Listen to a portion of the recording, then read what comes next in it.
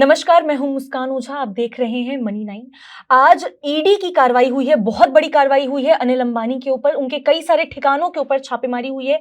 क्या है पूरा मामला, क्यों ये छापेमारी हुई है, इसके पीछे जो पूरे तालमेल है, जो पूरे तार जुड़े हुए हैं, इसके बारे में हम बात करेंगे। हमारे साथ जुड़े हैं Sandeep Grover sir. Welcome to the show sir. Thank you. जल्दी से बताइए, हमारे जो दर्शक देख रहे हैं, कि क्या है पूरा मामला। ये जो अनिल अंबानी के ऊपर ईडी की छापेमारी हुई है, क्या है इसके पीछे पूरा देखिए, मामला? 40 से 50 ऐसी लोकेशंस हैं जो कि अनिल अंबानी से और उनकी कंपनी से जुड़े हुए जो प्रीमाइसेस हैं उनके ऊपर ईडी की ओर से ये छापेमारी की गई है। अब दिल्ली और मुंबई दो लोकेशंस हैं जहां पर ये मल्टीपल जगहें हैं, मल्टीपल लोकेशंस हैं जहां पर ये छापेमारी की गई है ईडी की ओर से। और ये जो तार आप जोड़ रही हैं ना, बोल रही हैं कि तार जुड़े हुए हैं, ये तार जुड़े हुए हैं मनी लॉन्ड्रिंग के मामले से। PMLA यानी कि prevention of money laundering act की सेक्शन 17 के तहत ये जो पूरी छापेमारी या फिर जो पूरी कार्रवाई है वो अनिल अंबानी और इनकी ग्रुप से जुड़ी हुई कंपनीज के ऊपर की गई है। और आपको बता दूं, चूंकि आप बहुत इंटरेस्टेड लग रही हैं इसमें जानने के लिए कि क्या हुआ है आखिर, येस बैंक से जुड़ा हुआ मामला है ये। येस बैंक से इन्होंने लोन लिए थे, उसका जो लोन था वो इन्होंने उसको फ्रॉड घोषित कर दिया गया था।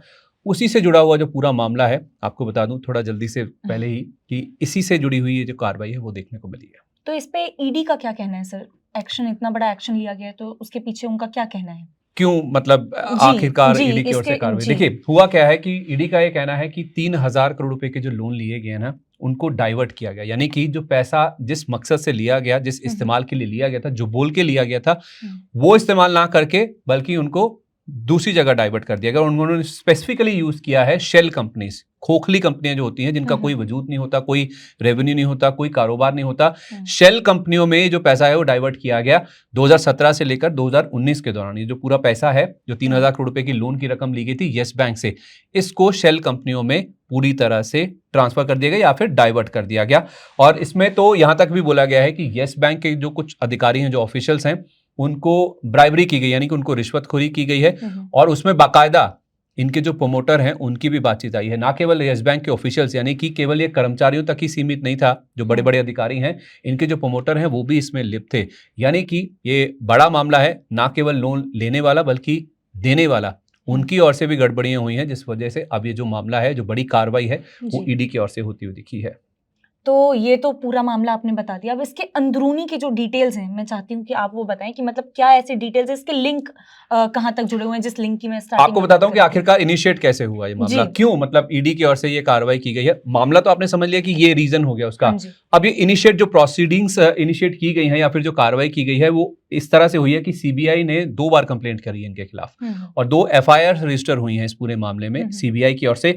और ना केवल सीबीआई बल्कि और भी एजेंसीज, जिसमें मार्केट रेगुलेटर सेबी की आप बात कर लीजिए, national housing bank NHB, bank of Baroda, और उसके साथ साथ NFRA यानी कि नेशनल फाइनेंशियल रिपोर्टिंग अथॉरिटी, इनकी ओर से भी इनपुट्स दिए गए हैं, सुझाव दिए गए हैं। अपने जो इन्होंने फाइंडिंग्स की है वो ईडी के सामने रखी गई थी, जिसके बाद ये कार्रवाई हुई है। यानी कि ये मामला छोटा नहीं है और ऐसा नहीं है कि एकदम से ही उठ के ये कार्रवाई कर दी गई है।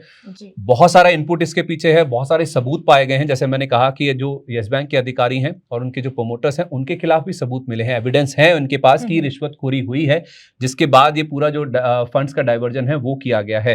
तो एक तो सीबीआई की ओर से जो 2 FIRs किए गए हैं, और उसके साथ साथ ये जो जितनी भी एजेंसीज हैं, रेगुलेटर्स हैं, इनकी ओर से जो इनपुट्स दिए गए हैं ईडी को, उसके बाद ये जो कार्रवाई है, जो स्टेप है, वो उठाया गया है। तो छोटा मामला नहीं है, कई सारी एजेंसियां इसमें इन्वॉल्व हैं, उनके इनपुट शामिल हैं, FIR शामिल हैं, जिसके बाद अब ये कार्रवाई की गई है।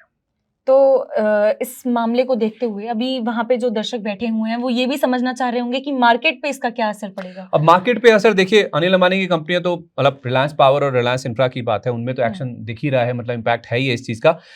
येस बैंक के ऊपर भी इसका इम्पैक्ट देखने को मिला है। क्यों मैं बोल रहा हूं, देखिए, मैंने जो आप अंदरूनी पूछ रही ना कि इसके तार कहां तक जुड़े हुए हैं, अब अनिल अंबानी इसमें इन्वॉल्व है, उन्होंने लोन लिया, गलत जगह इसको डाइवर्ट किया या फिर सही इस्तेमाल नहीं किया, वो तो बात है ही है। येस बैंक तक भी इसके तार जुड़े हुए हैं। और येस बैंक के मैं कुछ डिटेल्स बताता हूं आपको सुन के हो सकता है थोड़ी हैरानी भी हो कि क्या हुआ है येस बैंक के अधिकारियों की ओर से, इनके ऑफिशियल्स की ओर से। जो डिटेल्स आए हैं इस मामले में वो आपको बताता हूं। देखिए, इनके जो ऑफिशियल्स हैं येस बैंक के, उनके सीनियर ऑफिशियल्स ने लोन अप्रूवल्स में, जो लोन को इन्होंने मंजूरी दी है, उसमें सीरियस लैप्सेस पाए गए हैं, ऐसा इस रिपोर्ट में निकल के सामने आया। जो बैकडेटेड क्रेडिट डॉक्यूमेंट्स हैं, उनके बेसिस पर लोन दिए गए हैं। ड्यू डिलिजेंस सही तरह से, पूरी तरह से नहीं किया गया, ये भी एक बात है। वीक फाइनेंशियल्स, कमजोर फाइनेंशियल ट्रैक रिकॉर्ड वाली कंपनियों को लोन देने की जो बात है वो सामने है, और वो भी ऐसी कंपनियां जिनमें डायरेक्टर्स के नाम कॉमन है। तो फाइनेंशियल्स वीक हैं, कमजोर हैं, उसमें भी कॉमन डायरेक्टर्स वाली जो कंपनियां हैं उनको लोन देने की बात यहां पर की गई है। और लोन के जो टर्म्स होते हैं, जो लोन की शर्तें होती हैं, उनके भी वायलेशंस हुए हैं, यानी कि जो नियम कायदे कानून है उनको फॉलो नहीं किया गया येस बैंक के ऑफिशियल्स की ओर से, और अकाउंट्स की एवरग्रीनिंग, और यही नहीं, लोन देने की जल्दबाजी भी बहुत थी। वो आपको इस तरह से पता चलेगा कि लोन अप्रूवल के सेम डे या अप्रूवल आया नहीं उससे पहले ही डिसबर्सल भी हो गया। आप पहले लोन लेने जाते हैं तो पहले लोन सैंक्शन होता है, सैंक्शन होने के बाद डिसबर्सल होता है, उसमें भी कुछ गैप होता है। तो देखिए इतनी जल्दबाजी थी कि लोन जिस दिन अप्रूव हुआ, यानी कि आपका लोन, मान लीजिए आम भाषा में बता रहा हूं कि सैंक्शन हुआ, या तो सैंक्शन होने के दिन ही आपको डिसबर्स हो गया, आपके खाते में पैसा आ गया, या फिर जिसको भी जाना था, जैसे आप कोई घर लेते हैं या कोई बायर होता है सामने या कोई बैंक होता है उसके पास पैसा पहुंचता है, तो जिस दिन सैंक्शन हुआ उसी दिन दे दिया या उससे पहले ही दे दिया। सैंक्शन हुआ नहीं, डिसबर्समेंट पहले ही हो गया, तो आपको लोन अप्रूव हुआ नहीं, उससे पहले ही आपके पास पैसे पहुंच गए। ऐसी भी चीजें निकल के सामने है, तो ये अपने आप में आई पॉपिंग है, एक तरह से देखा जाए तो काफी आईब्रो रेजिंग है कि येस बैंक के ऑफिशियल्स किस हद तक इसमें इन्वॉल्व थे और कहां तक का ये मामला पहुंचेगा। अब इसमें आप देखिए, जब सेबी की बात आती है ना, जो मार्केट रेगुलेटर है, इसमें देखा जाए तो पहले आपको बता दूं कि 25 इंडिविजुअल्स और 50 कुल कंपनियां हैं जो कि रडार पर हैं, इस पूरे जांच के घेरे में है, या फिर जिसकी वजह से ये कार्रवाई की गई है। अब सेबी की जहां तक बात है, आप सोच रहे होंगे कि सेबी ने क्या फाइंडिंग्स जमा की हैं। सेबी ने जो फाइंडिंग्स जमा की है वो है रिलायंस होम फाइनेंस लिमिटेड को लेकर, RHFL, ये भी लिस्टेड एंटिटी है। सेबी ने कहा है कि रिलायंस होम फाइनेंस के जो फाइंडिंग्स हैं उसके मुताबिक देखें तो इनकी जो लोन बुक है, स्पेशली जो कॉर्पोरेट लोन बुक है, with in a span of 1 year, 1 साल के अंदर अंदर 2 गुना हो गई।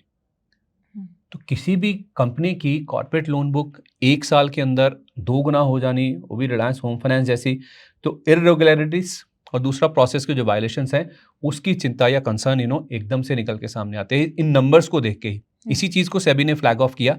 तो सेबी का ये इनपुट था, और भी एजेंसीज के इनपुट्स हैं, और उसके साथ साथ सीबीआई की 2 बड़ी जो FIRs हुई हैं उसके बेसिस पर ये मामला इनिशिएट किया गया। ये सारी जो छापेमारी है वो की जा रही है, और इसमें भी 3000 करोड़ रुपए के लोन्स जो हैं वो डाइवर्ट किए गए हैं।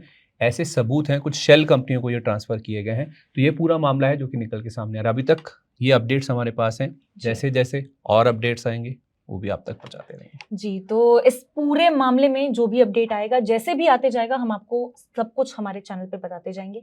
ऐसी और अपडेट्स के लिए जुड़े रहिए मनी 9 के साथ। मनी 9 लाया है मेंबरशिप प्रोग्राम मनी 9 प्राइम। अब आपके दिमाग में कई सारे सवाल होंगे, मसलन आखिर क्या है ये मनी 9 प्राइम, आपके लिए यानी दर्शकों के लिए इसके क्या फायदे हैं, और एक बड़ा सवाल ये कि मनी 9 प्राइम से आखिर जुड़ना कैसे है। तो इसकी पूरी जानकारी हम आपको देने जा रहे हैं। मनी 9 प्राइम में 3 प्लान होंगे, इकोनॉमी, स्टैंडर्ड और VIP। तो फटाफट ज्वाइन कीजिए YouTube पर मनी 9 प्राइम। ज्वाइन करने के लिए मनी 9 के YouTube पेज पर जाइए, होम पेज पर मिलेगा ज्वाइन बटन, इसे क्लिक करें, अपनी पसंद का प्लान चुनें और बस हो गया, अब आप रहेंगे सबसे आगे।